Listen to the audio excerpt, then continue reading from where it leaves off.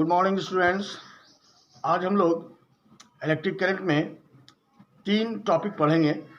एक तो अक्सर हम लोग अपने घरों में सुनते हैं कि शॉर्ट सर्किट हो गई, कई दुकानों में आग लग गई, घरों में आग लग गई, इलेक्ट्रिसिटी के कारण जो है किस तरह जो है डैमेज होता है, बहुत हैजर्डस डैमेज जो है होता है। तो उस टॉपिक के विषय में अगर हम लोग सही ढंग से पढ़ लें तो शायद बिजली के कारण, इलेक्ट्रिसिटी के कारण जो भी डैमेज हमारे घरों में, हमारे दुकानों में, हमारे व्यापार में जो भी होता चला आया है, इनसे हमारे अड़ोस पड़ोस में, अगल बगल जो जान माल में जो परेशानी आती है उससे हम लोग बच सकते हैं। इसलिए इस टॉपिक को हम लोग ध्यानपूर्वक पढ़ेंगे। सबसे पहला है हम लोग ओवरलोडिंग। ओवरलोडिंग का अर्थ होता है अतिभारण।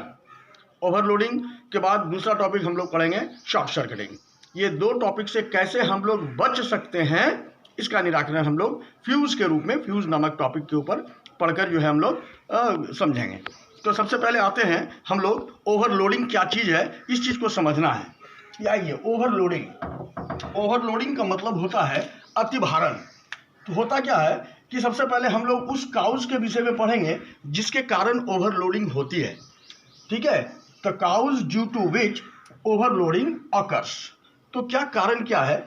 सबसे पहला क्या होता है कि आप देखेंगे कि हम लोग अक्सर बोलचाल की भाषा में कहते हैं 2 तरह के तार जो है, सर्विस वायर जो होते हैं, जो ट्रांसफार्मर पर से हमारे घरों में आते हैं, 2 तरह के वायर होते हैं। हम लोग कहते हैं अपने बोलचाल की भाषा में ठंडा और गर्म। ठंडा और गर्म कुछ नहीं होता, वो एक्चुअल में क्या होता है, लाइव वायर होता है और न्यूट्रल वायर होता है, एक और अर्थिंग वायर होता है, अर्थ वायर होता है, जिसके बारे में हम लोग बाद में डिस्कस करेंगे।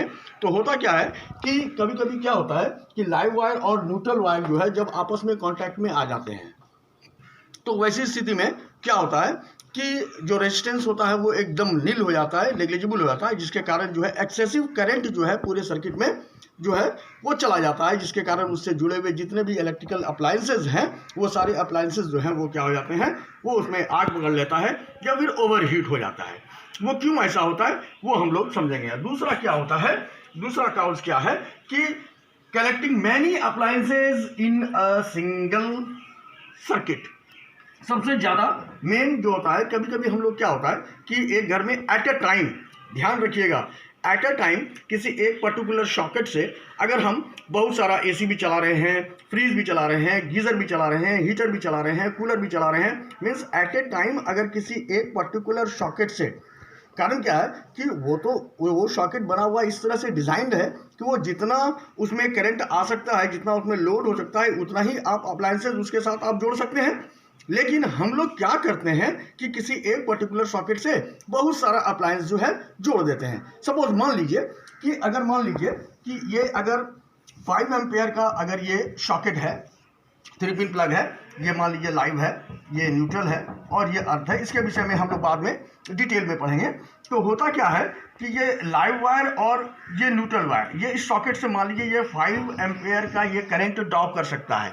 लेकिन इसमें से अगर हम बहुत सारा अप्लायंस अगर हम निकाल दें, कहीं हीटर निकाल दें, गीज़र निकाल दें, कूलर निकाल दें, इधर से एसी निकाल दें, तो ये क्या होता है, ये सब अप्लायंस मिलकर बहुत ज़्यादा करंट ड्रॉ करना शुरू हो जाएगा, जिससे क्या होता है कि इस सॉकेट पर ओवरलोड होगा, भार पड़ेगा, अतिभारण जो है होगा।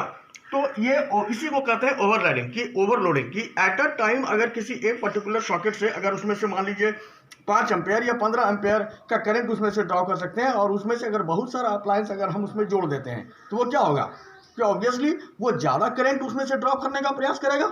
तो वैसी स्थिति में क्या होगा कि ये जो वायर है इसके ऊपर जो इंसुलेशन होता है, वो इंसुलेशन क्या होगा, ओवरहीट होगा। एक्सेसिव करंट जब उसमें से फ्लो करेगा तो वो क्या होगा, एक्सेसिव करंट के फ्लो करने के बाद हीटिंग इफेक्ट प्रोड्यूस होगा, जो कि हम लोग प्रीवियस वीडियोज में हम लोग देख चुके हैं, heating effect of electric current. तो जब वो ओवरहीट हो जाएगा तो उसके ऊपर का जो इंसुलेशन है वो क्या हो जाएगा, मेल्ट हो जाएगा। और जब वो मेल्ट हो जाएगा तब वैसी स्थिति में क्या होता है कि लाइव वायर और न्यूट्रल वायर का इंसुलेशन जब पिघल जाएगा, मेल्ट हो जाएगा, तो ये दोनों क्या होगा, इट विल गेट कनेक्टेड। और जैसे ही ये दोनों कनेक्ट होगा तो वो रेजिस्टेंस जो होता है वो नेग्लिजिबल, 0 के बराबर हो जाता है। और वैसी स्थिति में क्या होता है कि जब हम जानते हैं कि current is inversely proportional to the resistance, तो वैसी स्थिति में क्या होता है कि रेजिस्टेंस जब नेग्लिजिबल हो जाता है तो मैक्सिमम करंट, जितना करंट हमारा वायर, जो कनेक्टिंग वायर हम अपने सर्किट में लगाए हैं, हम अपने घरों में लगाए हैं डोमेस्टिक वायरिंग में, अगर उसमें से एक्सेसिव करंट अगर जाएगा तो ओवरहीट हो जाएगा, और क्या हो जाएगा फिर वो उसमें से इलेक्ट्रॉन्स जो है वो स्पार्क के रूप में जो है हम आपको देखने को मिलेगा। और ये जो स्पार्क हम देखने को मिलता है उसी को कहते हैं हम लोग शॉर्ट सर्किटिंग। यानी ओवरलोडिंग के कारण हमारा जो लाइव वायर का जो इंसुलेशन है वो इंसुलेशन क्या होता है, पिघल जाता है, और पिघलने के बाद क्या होता है, स्पार्क के रूप में आग जो है उसमें से आग की लपट जो है निकलना शुरू हो जाता है। उसके साथ जितना भी कंबस्टिबल सब्सटेंस अगर उसके कांटेक्ट में आता है तो वो क्या आ जाता है, इट कैचेस फायर, और बहुत बड़ा, बहुत ही ह्यूज जो हैजर्डस डैमेज जो है हमारे घरों में हम लोगों को देखने को मिलता है। तो ये ओवरलोडिंग का कॉज क्या हो गया कि अगर किसी पर्टिकुलर सॉकेट से अगर हम बहुत सारा अपना उससे उतना करंट फ्लो कर सकता है, उससे अधिक करंट अगर हम उसमें से ड्रॉ करने का प्रयास करेंगे तो हमारा वायर का जो इंसुलेशन है वो मेल्ट हो सकता है ओवरहीट के कारण, और वो मेल्ट होने के कारण क्या होता है कि शॉर्ट सर्किटिंग जो है हो सकता है, लघु पतन जिसे हम लोग कहते हैं। और शॉर्ट सर्किटिंग से क्या होता है कि हम लोग के घरों में डैमेज जो है हो सकता है। तो हम लोग अभी दो टॉपिक पढ़े, ओवरलोडिंग और शॉर्ट सर्किटिंग। एक बार हम लोग फिर से इसको रिवाइज कर लेते हैं कि ओवरलोडिंग एक्चुअल में क्या है कि किसी एक पर्टिकुलर सॉकेट से जितना करंट के लिए वो बना हुआ है, डिजाइंड है, उससे अधिक अगर करंट हम उसमें से ड्रॉ करने का प्रयास करेंगे, वैसी स्थिति में वायर क्या हो जाएगा, वो ओवरहीट हो जाएगा, सॉकेट हीट हो जाएगा, इट मे कैच फायर। और वैसी स्थिति में क्या होता है कि वायर का इंसुलेशन पिघल जाता है, और लाइव वायर और न्यूट्रल वायर जैसे ही कॉन्टैक्ट में आता है शॉर्ट सर्किटिंग टेक्स प्लेस, और शॉर्ट सर्किटिंग के कारण जो होता है fire broke through the houses and the shops. ऐसी स्थिति में बहुत बड़ी जो है विपत्ति का सामना हमें करना पड़ता है। अब होता क्या है कि अगर हमको इससे बचना है तो इसके लिए कुछ प्रिवेंटिव मेजर्स भी हैं। इसके लिए हम लोगों को कुछ प्रिकॉशंस लेना होगा। सबसे पहला जो हमें प्रिकॉशन लेना है कि जो वायर हम कंडक्टिंग वायर जो हम अपने घरों में इलेक्ट्रिक सर्किट में लगाते हैं, जो अप्लायंस में लगाते हैं, उसका ओरिजिनल इंसुलेशन होना चाहिए, प्रॉपर प्लास्टिक इंसुलेशन होना चाहिए। Because we know that plastic is a insulator, plastic is a bad conductor of electricity, electricity उसमें से फ्लो नहीं हो सकता है। और दूसरा क्या हमें प्रिकॉशन लेना है कि किसी एक पर्टिकुलर सॉकेट से बहुत सारा अप्लायंस को एट अ टाइम हम इसे ना जोड़ें।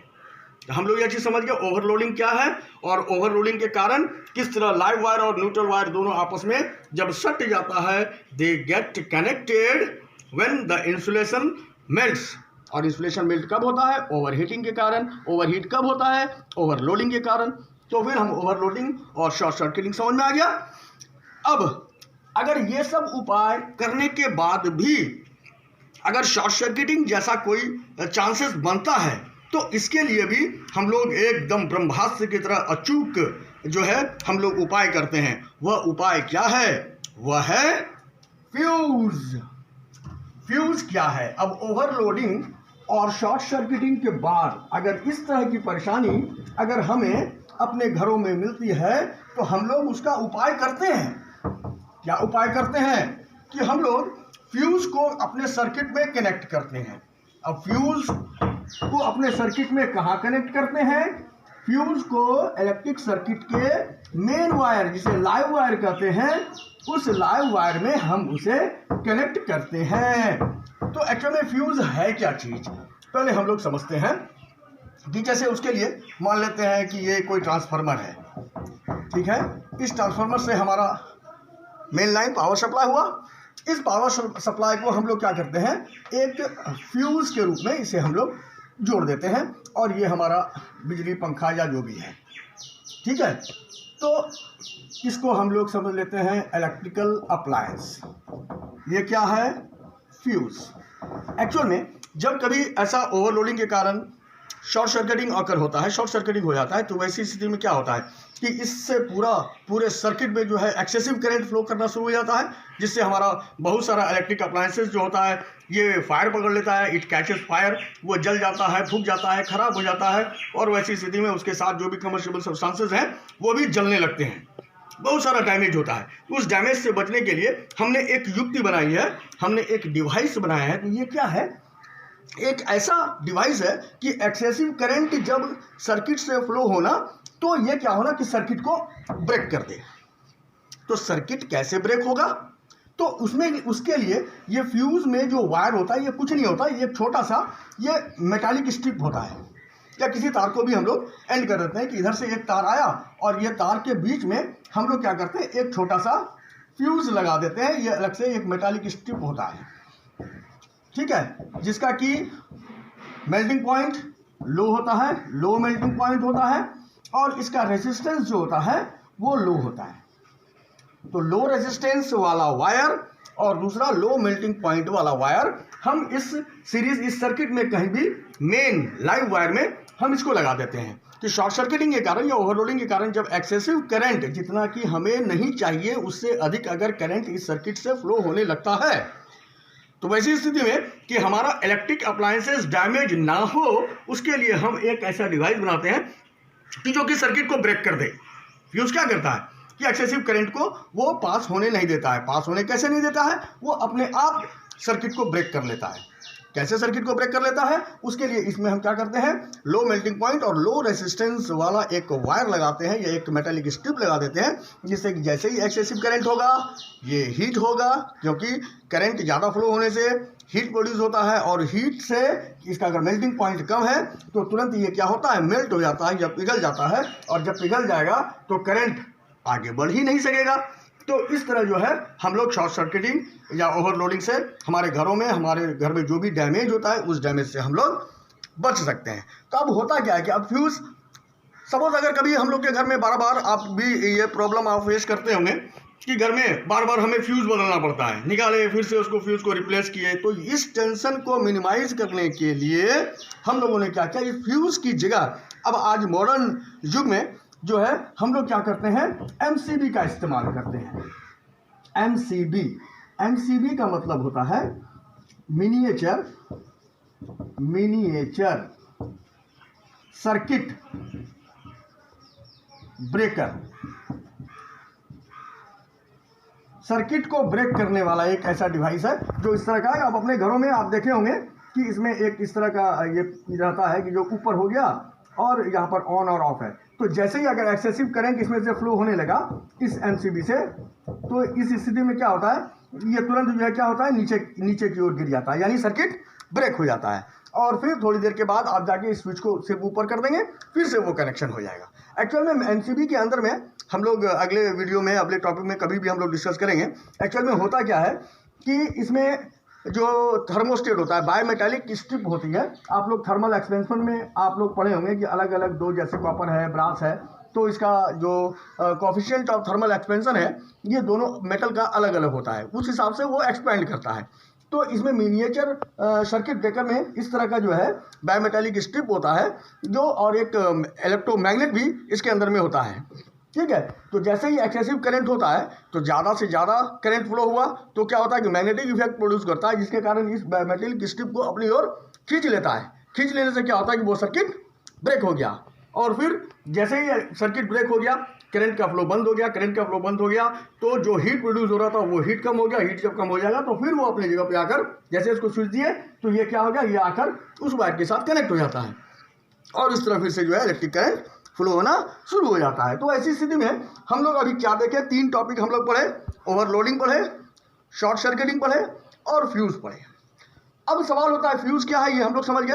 अब कोई कहेगा अच्छा फ्यूज़ जो है किस चीज़ से मिलकर बना होता है, तो ये एक्चुअली में क्या होता है, ये एलॉय होता है, टीन और लेड का बना होता है। 63 और 37 इस तरह का रेशियो जो है होता है कि ये टीन का होता है और ये लेड का होता है। ये एक एलॉय होता है कि इस परसेंटेज, यानी 63% जो है वो टीन होता है, और 37 ये परसेंटेज थोड़ा बहुत आगे पीछे हो सकता है, इसमें कहीं कोई समस्या नहीं है। अब तो इस फ्यूज़ का जगह जो है अलग ले लिया कि अब लेड नहीं रहता उसमें फ्यूज़ में। आजकल का जो फ्यूज़ होता है थोड़ा महंगा होता है, थोड़ा कॉस्टली होता है, वो ज़्यादा असर करता है हमारे इलेक्ट्रिक सर्किट में। उसमें टीन, सिल्वर, कॉपर ये चीज़ उसका मिक्सचर का एलॉय रहता है। तो इस तरह इसके अंदर का जो कंस्ट्रक्शन होता है वो हम लोग हायर स्टैंडर्ड में पढ़ेंगे।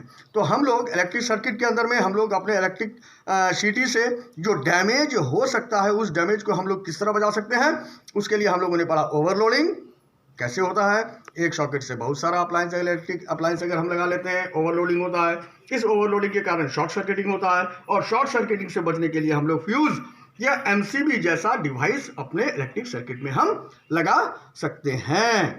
तो इस चीज के लिए आप 3 क्वेश्चन नोट कीजिए। What is overloading, how short circuiting is caused, and what is a fuse. याद रहेगा ये चीज। और इस फ्यूज में शोल्डर का भी इस्तेमाल किया जाता है। आप देखते हैं ना, कुछ अप्लायंस अगर कुछ टूट जाता है तो हम लोग शोल्डरिंग करते हैं, शोल्डर करते हैं ना, तो वो भी इसी तरह का जो है एलॉय का बना होता है। इस चीज का आप लोग ध्यान रखेंगे। नेक्स्ट टॉपिक में हम लोग किस तरह पावर हाउस से जो पावर ट्रांसमिशन होता है हमारे घर में, किस तरह हम लोग अपने घरों में डोमेस्टिक वायरिंग करते हैं, वो पैरेलल कम्युनिकेशन होता है कि सीरीज होता है, हम अपने घरों में जो है पैरेलल कम्युनिकेशन ही प्रीफर क्यों करते हैं वायरिंग के लिए, इन सब बातों को हम लोग नेक्स्ट टॉपिक में पढ़ेंगे। आज हम लोग फ्यूज, ओवरलोडिंग और शॉर्ट सर्किटिंग, इन तीनों का आप अपने कॉपी में नोट्स बनाएंगे। इसे अच्छी तरह से बार बार देखेंगे, इस वीडियो को समझ में आएंगे। अगर कोई डाउट होगा तो आप पूछेंगे और अपनी कॉपी में नोट करेंगे।